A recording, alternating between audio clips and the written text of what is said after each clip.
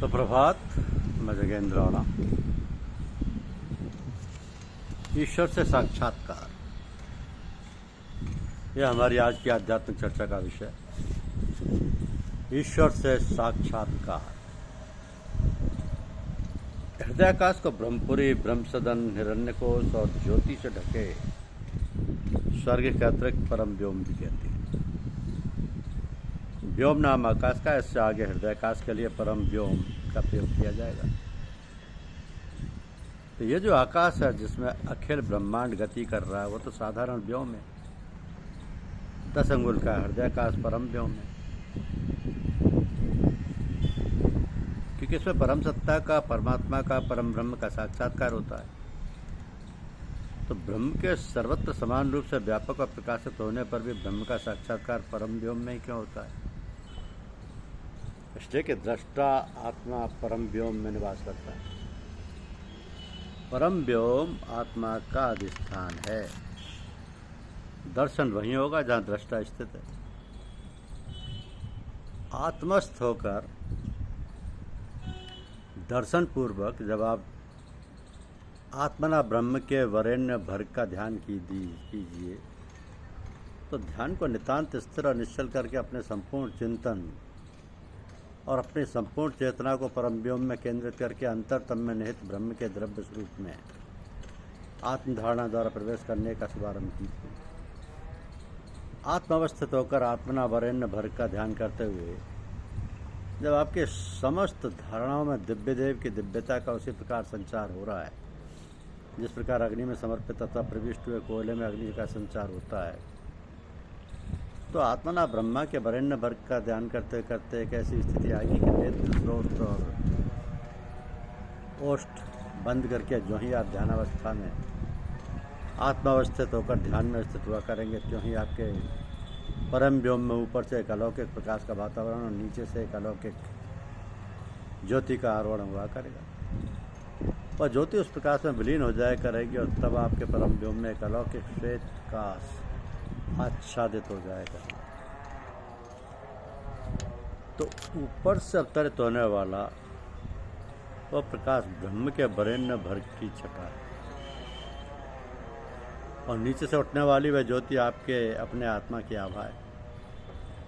इस स्थिति की प्राप्ति पर आप अपने आत्मा को अलौकिक श्वेत प्रकाश में समाहित करके अपनी आत्मधारणा को केंद्रित कीजिए और इस श्वेत प्रकाश के सूक्ष्म आवरण को चीरते हुए ब्रह्म के वरेण्य वर्ग का ध्यान किए जाइए। तो अलौकिक श्वेत प्रकाश में स्थित होकर यूं आत्मना वरेण्य वर्ग का ध्यान करते हुए वह स्थिति आएगी जिसमें आपके परम व्योम में आपको ब्रह्म के विराट स्वरूप का दर्शन होगा। तो जिस प्रकार आग के तिल में असंख्य नक्षत्र, सूर्य, चंद्र, द्यो, अंतरिक्ष आदि लोकांतर दिखाई पड़ते हैं, उसी प्रकार आपके परम व्योम में अलौकिक शीतल शांत श्वेत प्रकाश छटक रहा होगा और उसमें ब्रह्म में अखिल ब्रह्मांड ब्रह्मरूपता के साथ आप अपने पूर्ण और स्पष्ट आकार में आकृत होकर दिखाई दे रहा होगा। तो ऐसा प्रतीत होगा मानो ब्रह्म माया की सजीली सुंदर पोशाक पहने सजा खड़ा है। वह एक ऐसा मोहक समा और एक ऐसा मनोहर दृश्य होगा जिसमें आप अनायास ही अपने आप को भूल जाया करेंगे और अपने ध्यान की निर्धारित अवधि के अंत तक आप उस दृश्य में आश्चर्यचकित हुए आत्म एकाग्रता के साथ समाहित रहा करेंगे। तो ध्यान के समाप्त होने पर आप ऐसा अनुभव करेंगे कि जैसे आप एक परम दिव्य लोक से उतरकर नीच से मृत्यु लोक में आ गए। अब आसन पर बैठकर ध्यानावस्था में अब आपको विराट का दर्शन होता है। अपने ध्यान को और अधिक स्थिर करके अपनी संपूर्ण चेतना के साथ विराट से आगे बढ़िए। वरेण्य वर्ग का ध्यान करते हुए कुछ समय में आपकी अंतर्दृष्टि से विराट का सर्वथा लोप हो जाएगा और ऐसा होते ही आपका आत्मा नितांत शुद्ध, नितांत विशुद्ध आदित्य वर्ण वरेण्य वर्ग में प्रविष्ट होगा। उस आदित्य वर्ण वरेण्य वर्ग में जिसे सनातन दिव्य सौंदर्य कहते हैं, जो ब्रह्म का निज प्रकाशमान सौंदर्य है, वह सौंदर्य जिसकी छटा मात्र से वो सब सुंदर हो रहा है। और ये सारा सौंदर्य जिस सौंदर्य का आभास है, तो परम योग में जब आपका आत्मा उस आदित्य वर्ण वरेण वर्ग से ध्यानस्थ रहने लगेगा तो यथा समय आपकी समस्त धारणाओं में दिव्यता का संचार हो जाएगा और आपकी धारणाएं नितांत दिव्य हो जाएंगी।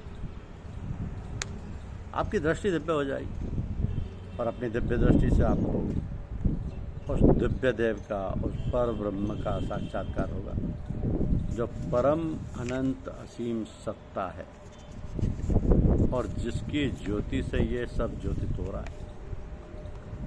तो जिसकी द्युति से ये सब द्योतित हो रहा है, जिसके प्रकाश से सब प्रकाशित हो रहा है, जिसमें और जिससे ये सब प्रतिष्ठित है, तो ब्रह्म का साक्षात्कार करके आपकी श्रुति दिव्य श्रुति हो जाएगी और अपनी दिव्य श्रुति से आप उन दिव्य श्रुतियों का श्रवण करेंगे जो अनिवर्चनीय और सर्व ज्ञान विज्ञान में है। तो ब्रह्म का साक्षात्कार करके आपका घ्राण दिव्य घ्राण यानी सूंघने की शक्ति हो जाएगी और अपने दिव्य घ्राण से आप उस दिव्य गंध का अनुसेवन करेंगे जिसकी महक से यह सब महक रहा है और जिसकी सुगंध से सकल सुगंधियाँ सुरभित हो रही हैं।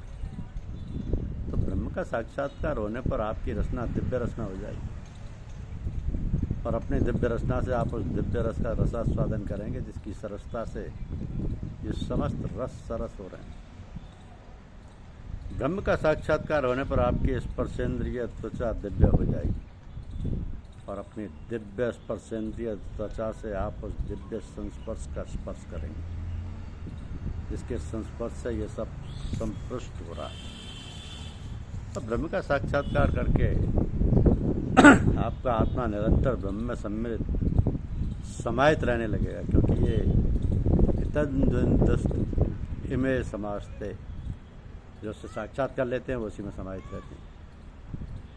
इस समाहिति का नाम ही समाधि है। जब अब आसनस्थ होकर ध्यान करने की अवस्था में आपका आत्मा समाधि की उस अवस्था में स्थित रहेगा जिसे आत्म संप्रज्ञात अवस्था अथवा ब्रह्मलीनता कहते हैं।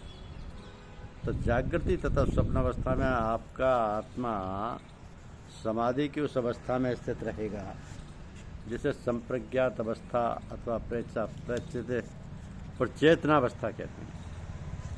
तो सुसुप्ति अवस्था योग निद्रा बन जाएगी, तुर्यावस्था सुस्थिर और प्रखर हो जाएगी। ब्रह्म का साक्षात्कार होने पर साधक योग सिद्धि हो जाता है। जीवन मुक्त विधेय बनकर कर्तव्य कर्म करता हुआ जीवन यापन करता है। प्रयाण काल में आसनस्थ होकर समाधि की अवस्था में जीवात्मा को ब्रह्मरंध्र के द्वारा शरीर से बाहर करके स्वेच्छापूर्वक देह का त्याग करता है और अपने से ब्रह्मस्थ होकर ब्रह्म का निर्माण करता है। अपने से ब्रह्मस्थ होकर ब्रह्मांड का निर्माण करता है। तो ये राम नाम का ऐसा सौदा है जिसमें खर्च कुछ नहीं करना पड़ता, किंतु ऐसा सोचना बिल्कुल अनुचित है क्योंकि राम नाम का सौदा तो इस दुर्लभ जीवन में मानव को दांव पर लगाकर ही प्राप्त होता है। इस मानव जीवन के क्या मतलब है, क्या प्रयोजन है, आखिर ईश्वर ने मनुष्य को इस प्रकार क्यों बनाया, तत्वदर्शी क्यों कहते हैं।